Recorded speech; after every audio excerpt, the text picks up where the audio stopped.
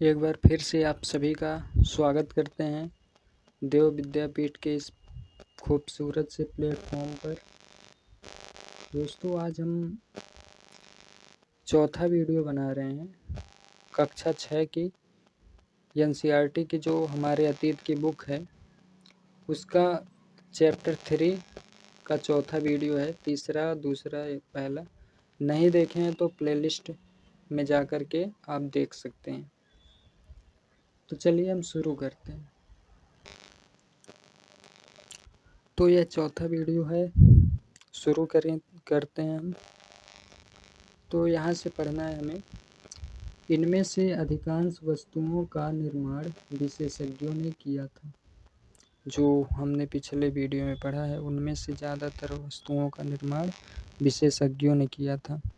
विशेषज्ञ उसे कहते हैं जो किसी खास चीज़ को बनाने के लिए खास प्रशिक्षण लेते हैं, जैसे पत्थर तराशना, मनके चमकाना या फिर मुहरों पर पच्चीकारी करना आदि। ठीक, मतलब विशेषज्ञ किसे कहते हैं जो खास चीज़ बनाने के लिए शिक्षा लेते हैं। ठीक, जैसे ITI, पॉलिटेक्निक वगैरह हम लोग करते हैं इलेक्ट्रीशियन में या फिटर में इत्यादि में, उसी तरह से पत्थर तराशने का प्रशिक्षण लेते हैं वो लोग। कौन? खास प्रशिक्षण जिसे कहते हैं। आप लोग देखते होंगे स्पेशलिस्ट जिसे कहते हैं उसी को खास कहते हैं। ठीक, तो पृष्ठ संख्या 28 पर चित्र देखो कि मूर्ति का चेहरा कितने आकर्षक ढंग से बनाया गया है।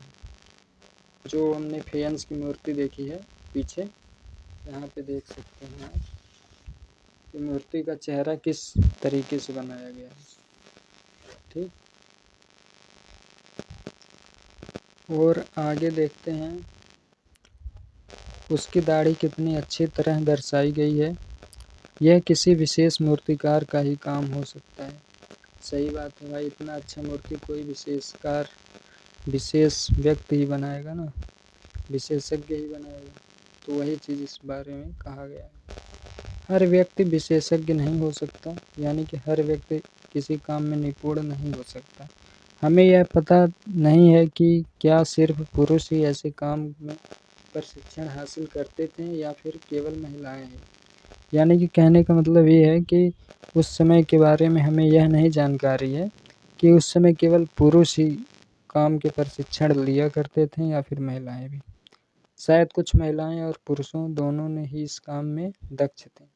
मतलब हो सकता है कि मतलब पुरुष और महिला दोनों इस काम को किए होंगे। फेयंस क्या है इसके बारे में हम पढ़ेंगे। मैंने डिस्कस किया था फेयंस, तो आज इसके बारे में पढ़ेंगे फेयंस होता आखिर क्या है। ठीक, तो पत्थर और शंख प्राकृतिक तौर पर पाए जाते हैं। आप देखते होंगे घरों में सील बट्टा जिसका होता है वह पत्थर होता है, और शंख जो बजाते हैं आप धार्मिक कार्यक्रमों में, वो भी पत्थर और शंख प्राकृतिक तौर पर पाए जाते हैं। लेकिन फेयंस को कृत्रिम रूप से तैयार किया जाता है। ये जो आपको दिख रहा है कलाकृति किसी ने की है, ये फेयंस का बनाया हुआ है। ठीक, कृत्रिम रूप से तैयार किया जाता है मतलब मानव निर्मित होता है। बालू या स्फटिक पत्थरों के चूर्ण को गोंद में मिलाकर उनसे वस्तुएं बनाई जाती थीं। उसके बाद उन वस्तुओं पर एक चिकनी परत चढ़ाई जाती थी। इस चिकनी परत के रंग प्रायः नीले या हल्के समुद्री हरे होते थे। फेयंस से मनके, चूड़ियाँ, बालें और छोटे बर्तन बनाए जाते थे। ठीक, अब इधर आइए, इधर क्या दिया हुआ है। कच्चे माल की खोज में। कच्चा माल उन पदार्थों को कहते हैं जो या तो प्राकृतिक रूप में मिलते हैं या फिर किसान या पशुपालक उनका उत्पादन करते हैं, जैसे लकड़ी हो गया या धातुओं के अयस्क प्राकृतिक रूप से उपलब्ध कच्चे माल हैं। ठीक, इनमें फिर कई तरह की चीज़ें बनाई जाती हैं। मिसाल के तौर पर किसानों द्वारा पैदा किए गए कपास को कच्चा माल कहते हैं, यानी जो कपास है वो कच्चा माल है। ठीक, जिससे बाद में कताई, बुआई, बुनाई करके कपड़ा तैयार किया जाता था या किया जाता है। हड़प्पा में लोगों के कई चीज़ें वहीं मिलती थीं, लेकिन तांबा, लोहा, सोना, चांदी और बहुमूल्य पत्थरों जैसे पदार्थों का वे दूर दूर से आयात करते थे। मतलब जो हड़प्पा के लोग थे उन्हें कई चीज़ें वहीं मिलती थी, जैसे तांबा, सोना, चांदी, लोहा इत्यादि, और बहुमूल्य पत्थर भी मिलते थे। और कुछ पदार्थ ऐसे थे जो दूर दूर से आयात करते थे। ठीक, तो यही कहा गया है यहाँ।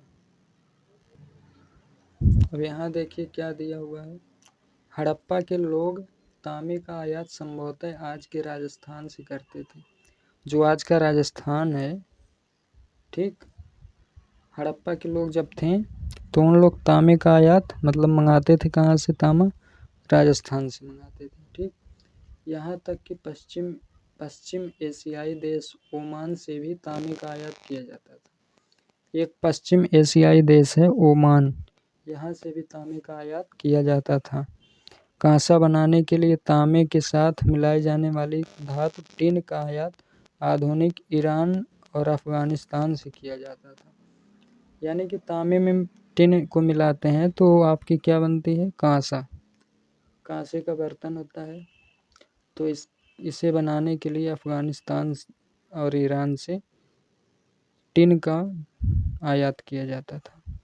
सोने का आयात आधुनिक कर्नाटक और बहुमूल्य पत्थर का आयात गुजरात, ईरान और अफगानिस्तान से किया जाता था।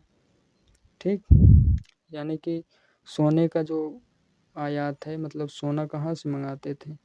आयात का मतलब मंगाना, आधुनिक कर्नाटक से मंगाते थे। और बहुमूल्य पत्थर का आयात हम लोग गुजरात और ईरान तथा अफगानिस्तान से किया करते थे। यहाँ आप एक चीज़ देख रहे होंगे, चीज़ों को एक दूसरे से जगह कैसे ले जाया जाता था। ये डल्लफ टाइप का कुछ बना हुआ है जिसे बैलगाड़ी, मतलब इसे बैल खींचते थे तो बैलगाड़ी कहा जाता था। इन चित्रों को देखो, एक खिलौना है और दूसरे एक मुहर।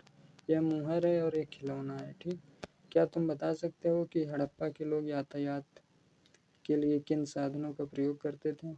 पिछले अध्याय में क्या तुमको पहिए वाले वाहनों की जानकारी दी गई है? नहीं तो।